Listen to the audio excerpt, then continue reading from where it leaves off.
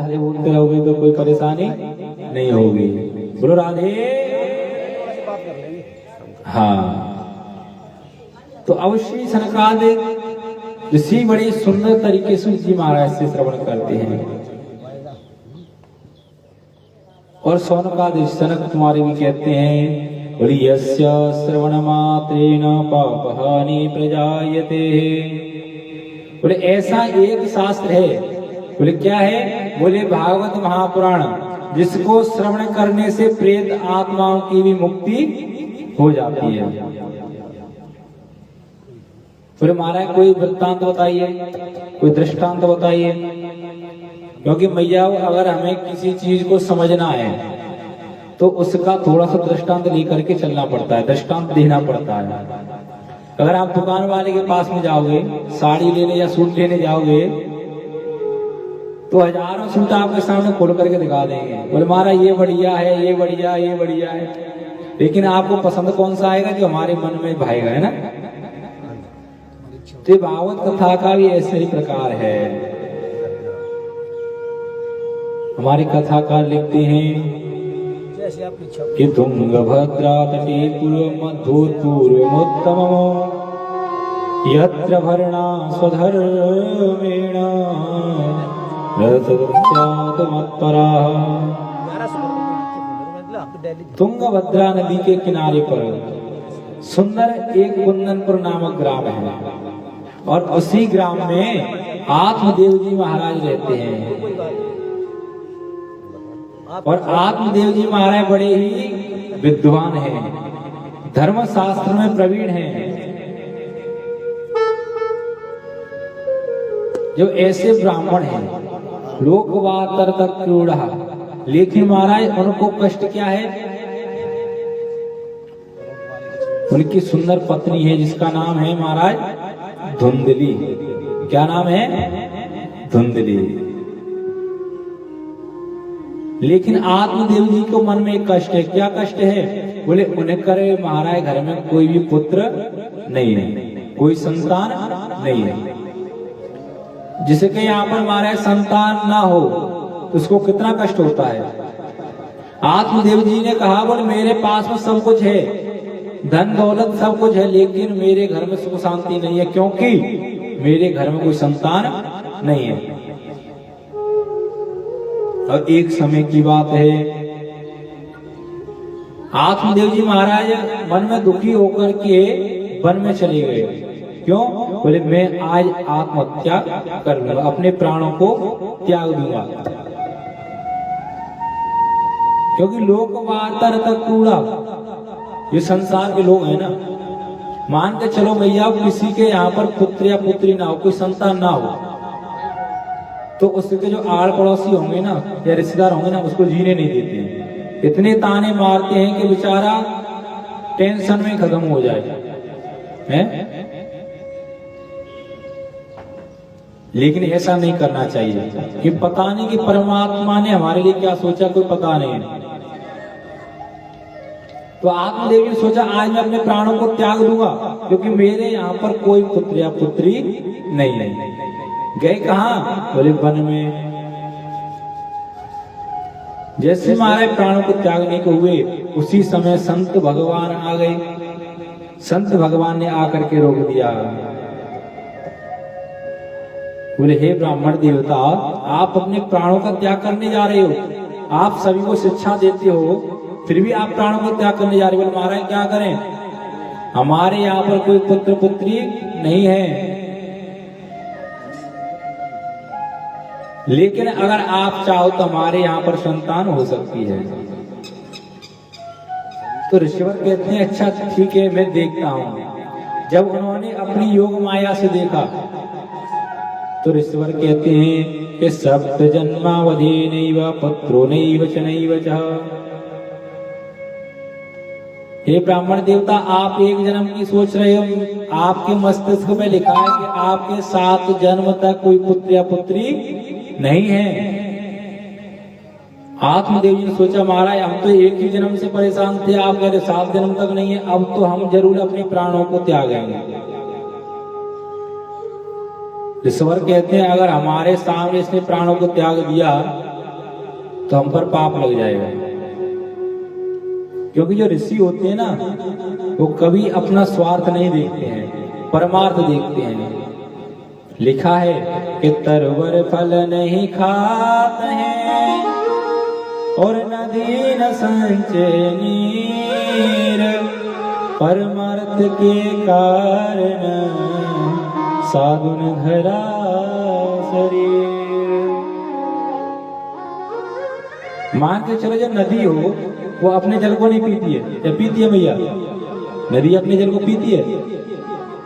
वृक्ष होगा, वृक्ष में सुंदर सुंदर फल लगे हों, तो उन फलों को क्या पेड़ कभी खा सकता है?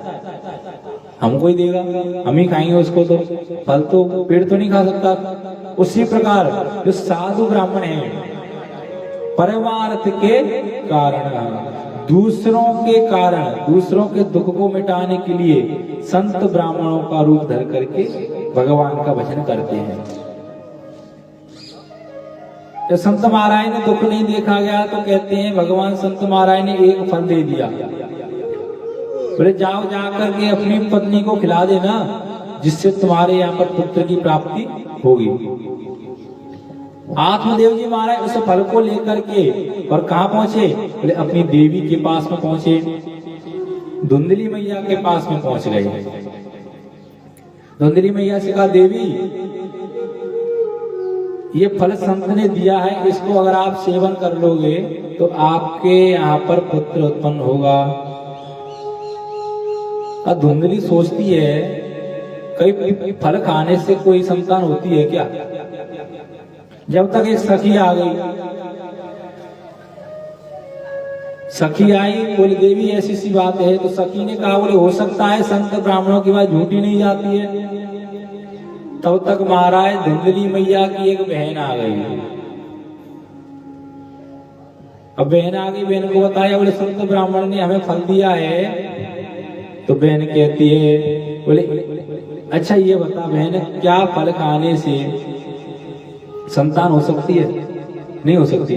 और दूसरी बात ये धुंधली मैया सोचती है, बोले अगर मान के चलो मैंने फल खा लिया, मेरे गर्भ धारण हो गया, अगर गांव में आग लग गई तो मैं तो भग भी नहीं पाऊंगी, दौड़ नहीं पाऊंगी, या जो मेरा मन किया बढ़िया बढ़िया खाने का वो भी नहीं खा पाऊंगी, मैं तो है सुंदर सुंदर पकवान नहीं खा पाऊंगी।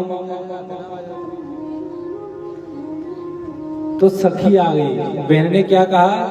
बोले अच्छा, बोले एक चीज बता भैया, बोले खावे पैरे ढोंगते और जे जोगी अवधूत और अरी बहन कौ फलन ते पोतन दे के पूत। धुंधली की बहन क्या कहती है? अरे देवी सखी बहन, कभी फलों से हमने आज तक पुत्र होते हुए नहीं देखे, और संत ब्राह्मण क्या है, ढोंगी है। पहले महाराज कपड़े पहन लिए लाल पीले, बोले हो गए चलो बाबा जी।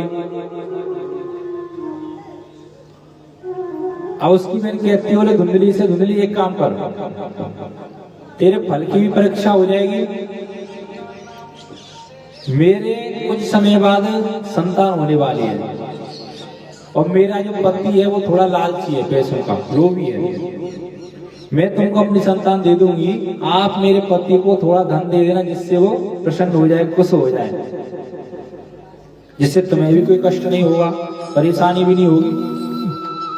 धुंधली कहती है, बोले बात तो देवी सही है तुम्हारी, क्योंकि देखो बुरी बात होती ना तो सबके मन में जल्दी आ जाती है। और क्या किया जाए? बोले महाराज फल का क्या किया जाए? बोले फल का एक काम करो। बोले क्या करें? बोले फल को जो आपके यहाँ पर गाय है उसको खिला दो, इसकी परीक्षा हो जाएगी कि हाँ फल से अगर संतान होती है या नहीं होती है, क्योंकि जो गाय है गाय भी बांझ है। बोले ठीक है महाराज, फल को तो गाय को दे दिया। अब कुछ समय पश्चात मैया धुंधली ढोंग करने लगी, नाटक करने लगी। तो आत्मदेव जी महाराज हमारे सज्जन, बोले जैसा होता होगा हमें क्या पता। अब कुछ समय पश्चात धुंधली की बहन के पुत्र की प्राप्ति हुई, और उसने महाराज वह पुत्र मैया धुंधली के पास में पहुंचा दिया और मैया धुंधली ने बहुत सारा धन उसके पतिदेव को दे दिया। अब तो आत्मदेव जी को जब पता चला कि मेरे यहाँ पर पुत्र हुआ है तो बड़ी खुशी हुई। जैसे दशरथ जी महाराज ने अन्य धन सोना लुटाया उसी प्रकार आत्मदेव जी महाराज लुटा रहे हैं, क्योंकि मान के चलो जिसके यहाँ पर मैया कोई संतान ना हो और ठाकुर जी के आशीर्वाद से फिर उसके यहाँ पर संतान हो जाए तो उसको कितना सुख होगा। तो अब महाराज कहते हैं नामकरण का समय आया। जब नामकरण का समय आया तो आत्मदेव जी महाराज सुंदर नाम रखने वाले थे, जब तक मैया जी आ गई। बोले महाराज आप बड़े मतलबी निकले। बोले क्यों? बोले 9 महीने तक उदर में हमने रखा, पेट में हमने रखा, कष्ट हमने झेले, नाम आप रखोगे? आत्मदेव जी सज्जन बोले देवी आप ही नाम रख लो। बोले स्वामी जी सुनो, हमारा नाम है धुंधली, तो हमारे बेटे का नाम हमारे ऊपर ही हुआ, क्या होगा? तो मैया ने नाम रख दिया धुंधकारी। क्या नाम रख दिया? धुंधकारी। अब उसी समय पर कहते हैं कि जो गाय थी जिसको फल दिया था मैया ने, उसके महाराज बड़ा ही सुंदर पुत्र उत्पन्न हुआ। कान कैसे थे? बोले गाय के समान। और शरीर कैसा था? बोले हमारे मनुष्य के समान। और उसका नाम रखा गोकर्ण। गाय के कान इसके बराबर हो, उसका हमारे नाम रख दिया गोकर्ण।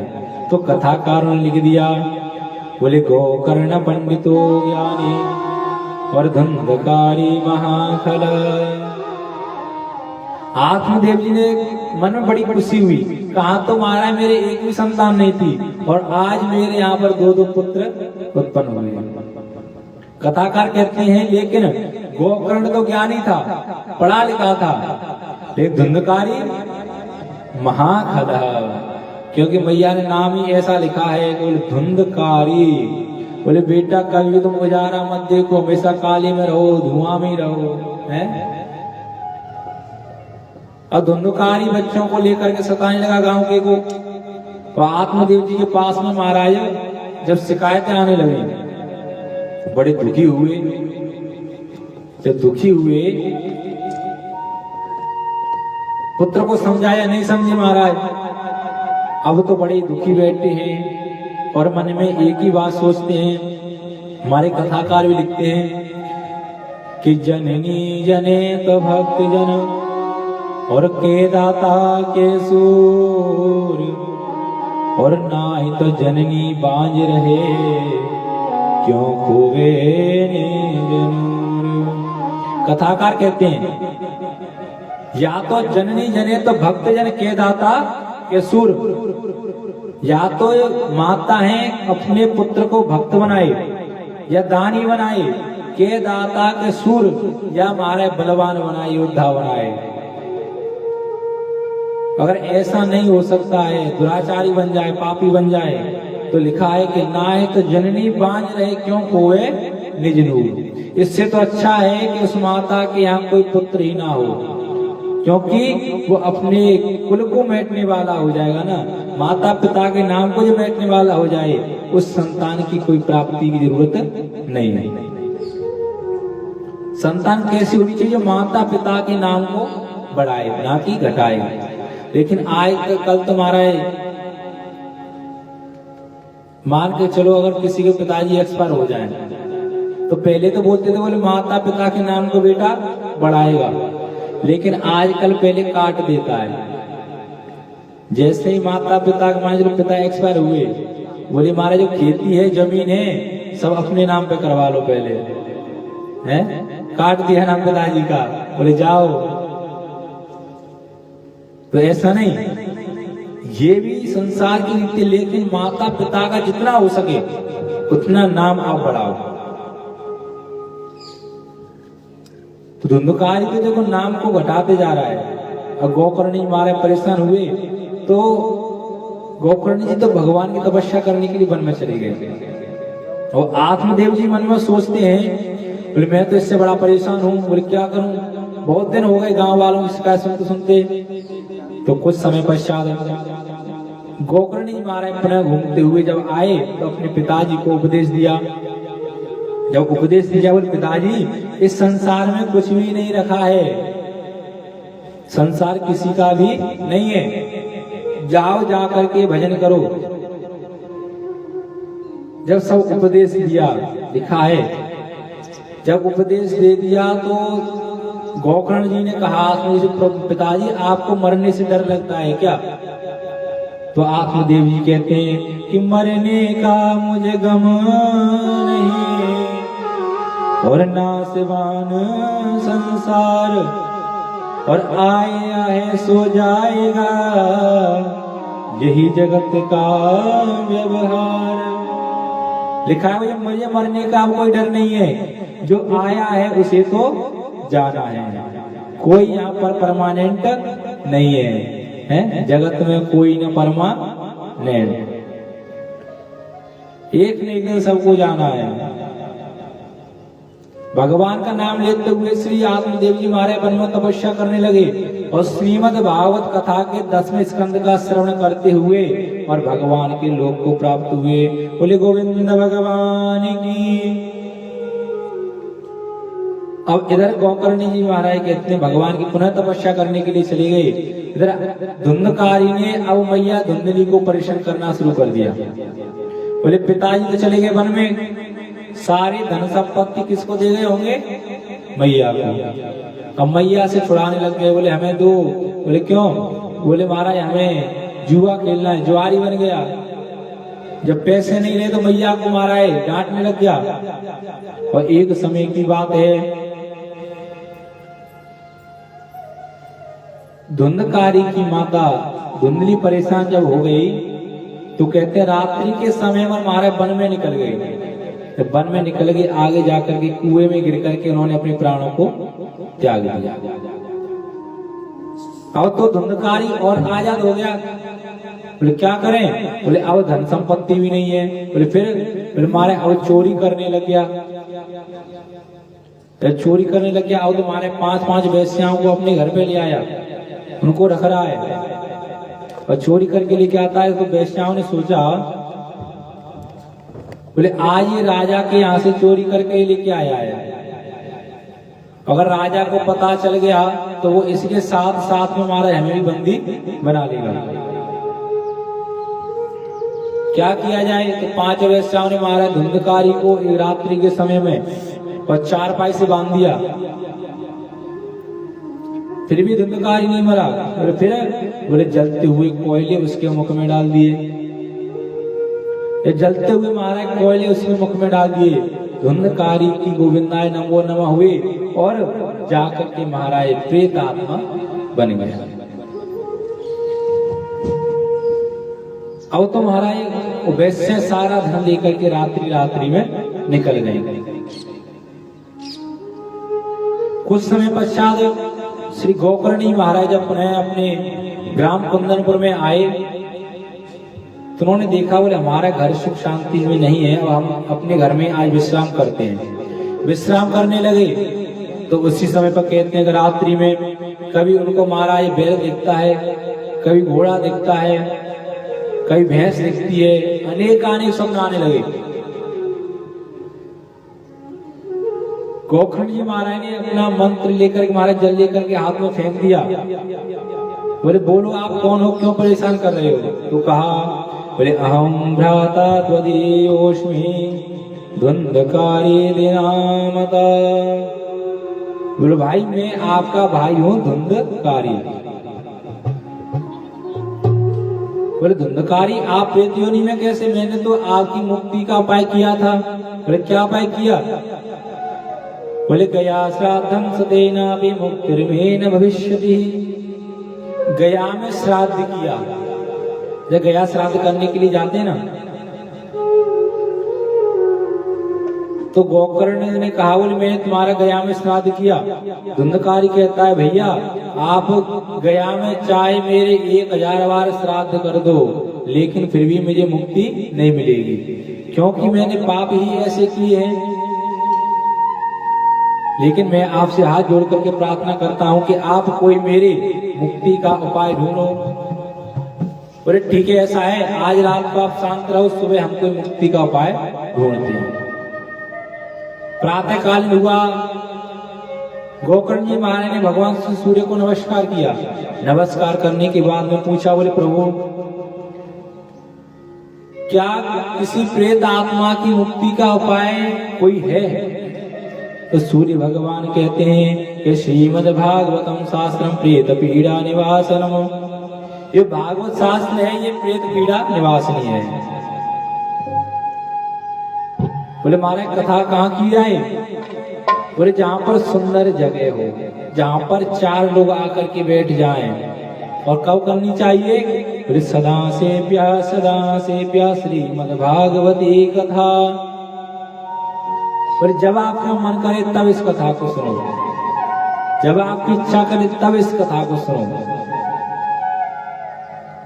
अब कथा को श्रवण करने के लिए महाराज और सुंदर पांडा लगाया।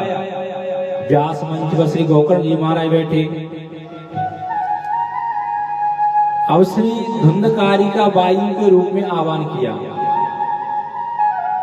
धुंधकारी आकर के बैठे, जैसे ही महाराज हवा चले अब वो हवा के साथ में उड़ जाएगी।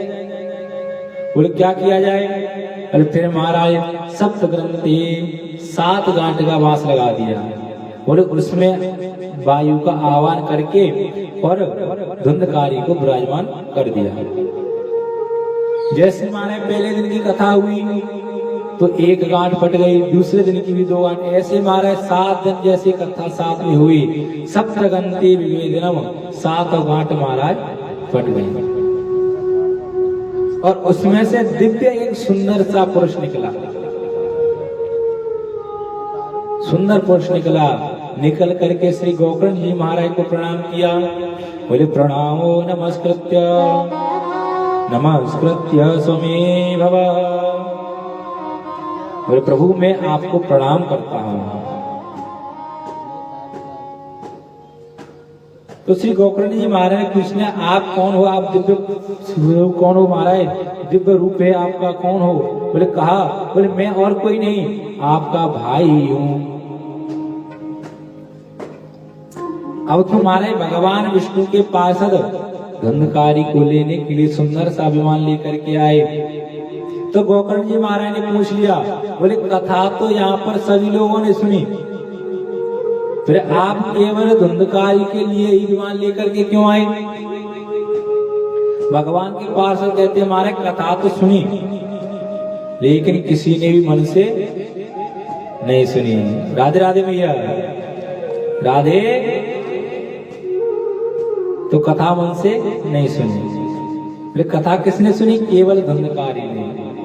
और जब आप कथा मन से सुन लोगे तो भगवान की कृपा आपके ऊपर भी हो जाएगी। अब महाराज भगवान विष्णु के पास धुंधकारी को ले गए। पुनः सभी ग्रामवासियों के लिए गोकर्ण जी महाराज ने पुनः कथा सुनी। पुनः कथा जब श्रवण कराई तो सभी गांव वालों की मुक्ति हुई। और भागवत शास्त्र में कथाकार कहते हैं कि जो भागवत है ये क्या है? बोले प्रेत पीड़ा निवासनी, ये प्रेतों की भी पीड़ा को दूर करने वाली है श्रीमद् भागवत महापुराण। कथाकारों ने लिख दिया, बोले भागवत क्या है? भागवत। और इसमें एक शब्द आता है श्रीमद्। श्री माने क्या होता है? लक्ष्मी। श्री माने लक्ष्मी। और भागवत का बड़ा ही सुंदर अर्थ है। मान के चलो ये भागवत कितने अक्षर आते हैं? 4। कितने आते हैं? 4। हमारी कथा का लिख दिया। अगर हम अलग अलग करके श्रवण करते हैं तो लिखते हैं, बोले पहले क्या आता है? बोले भाग। तो लिखा है कि भाग के कहते हैं सब भाग खुल जाते हैं, और गा के कहते ही गुमान मिट जाते हैं। जैसे आप भाग का स्मरण करोगे तुम्हारे भाग खुल जाते हैं, और जैसे का स्मरण करोगे तो हमारे मन में जितने भी गुमान होते हैं, अहंकार होते हैं ना, सब दूर हो जाते हैं। और तीसरा शब्द क्या है? व। तो लिखा है कब के कहते विष्णु होई भक्तन को, और के कहते सिंधु तर जाते हैं। जैसे आप बाग कहोगे आपको भगवान विष्णु के पार्षदों के रूप में मान लिया जाएगा। और जैसे महाराज आप ता का स्मरण करोगे तो लिखा है कता के कहते सिंधु तर जाते हैं। जैसे आप ता का स्मरण करोगे भव से पार हो जाओगे। जब हम भागवत कथा का स्मरण करते हैं और लिखा है कि भागवत जो भगवान की प्राप्ति करा दे हमको, वही है भागवत। और जो ज्ञान की प्राप्ति करा दे वही है भागवत। लेकिन भैया आजकल ज्ञान की कथा कोई नहीं सुनता है। आजकल ज्ञान की कथा नहीं सुनता है, क्योंकि अगर हम भी ज्यादा कथाएं करने लग जाएंगे ना तो मैया सब सुस्त पड़ जाती हैं, सब सोने लग जाएंगे। बोलो राधे राधे, जोर से बोलना पड़ेगा मैया राधे। तो जब भागवत सुनते हैं,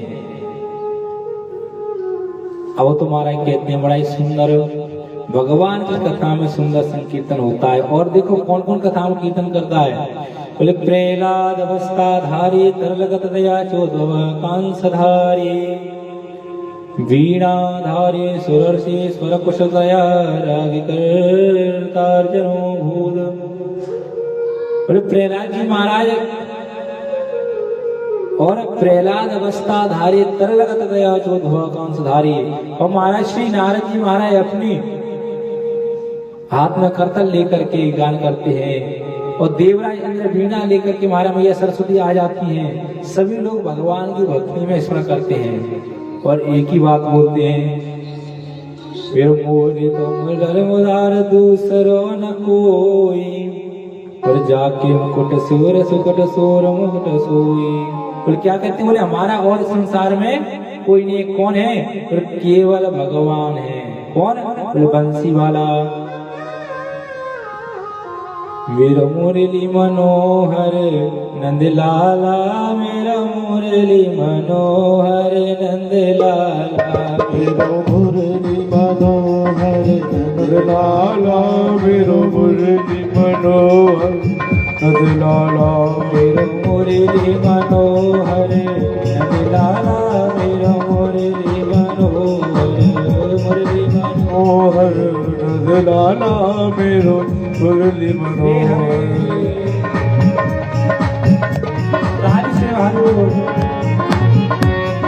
जय हो।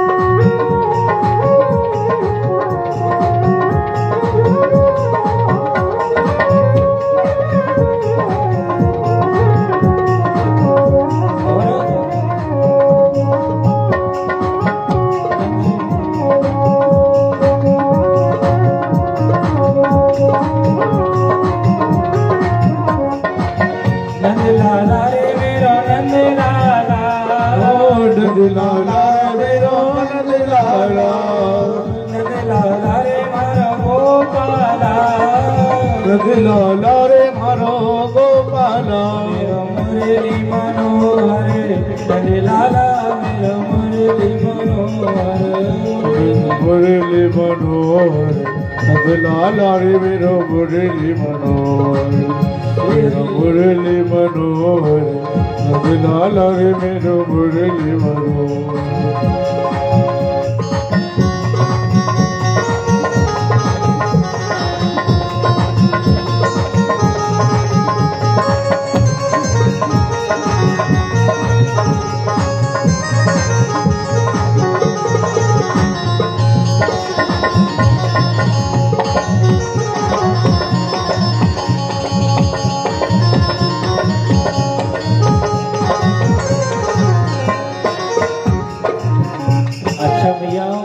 ऐसे बैठ जाते हो लिखा है, ध्यान से सुनना, कि ताली वो नहीं बजाते जिन्हें कोई गम होता है। ताली वो नहीं बजाते जिन्हें कोई गम होता है, और ताली वो बजाते जिनके हाथों में दम होता है। तो भैया हरियाणा में तो सबके हाथ में दम है, पर आप ही ऐसे बैठ जाओ है तो ताली बजाते हुए हरि नाम कर दो, श्री हरि। जय हो।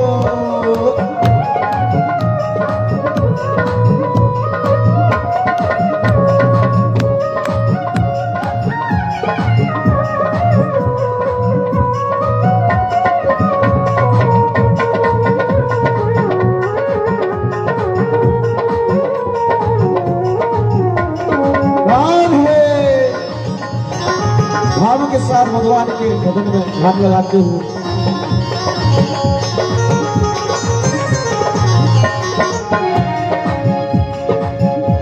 और कृष्ण गोविंद गोविंद गोपाला, कृष्ण गोविंद गोविंद कृष्ण गोविंद गोविंद गोपाला, कृष्ण गोविंद गोविंद गोपाला, गोविंद गोविंद गोपाला, कृष्ण गोविंद गोविंद कृष्ण गोविंद गोविंद गोपाला, कृष्ण गोविंद गोविंद गोविंद कृष्ण गोविंद गोविंद कृष्ण गोविंद गोविंद कृष्ण गोविंद गोविंद गोविंद कृष्ण गोविंद गोविंद कृष्ण गोविंद गोविंद कृष्ण गोविंद गोविंद राधे गोविंद गोविंद राधे गोविंद गोविंद राधे गोविंद गोविंद राधे गोविंद गोविंद राधे गोविंद गोविंद मेरो मुरली मनोहरे लाला रे, मेरो मुरली मनोहरे, मेरो मुरली मनोहर नंदलाल रे, मेरो मुरली मनोहर। बोल वृंदावन बिहारी लाल की जय हो। श्री राधा रानी सरकार की जय हो। आइए हमारे आचार्य जी कुछ घोष, उसके बाद पुनः कथा में प्रवेश। बोल वृंदावन बिहारी लाल की, बोल राधा रानी सरकार की। भैया ये बताओ भोजन कौन कौन करके आए हो अपने?